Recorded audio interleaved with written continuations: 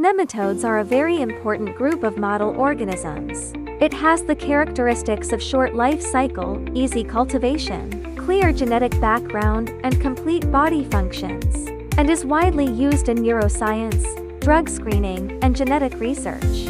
Recently, a pharmaceutical research institute needed a microscopic imaging system for bright field and fluorescence observation of nematodes, and it can also take photos for retention, which is convenient for comparative experimental analysis.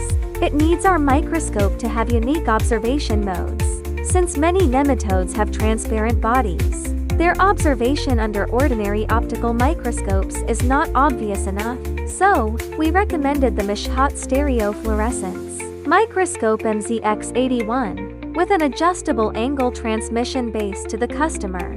MZX81 adopts a parallel dual optical path optical system, which greatly improves image visibility. The adjustable angle transmission base ensures that the observation and imaging of nematodes are not only clear but also three-dimensional.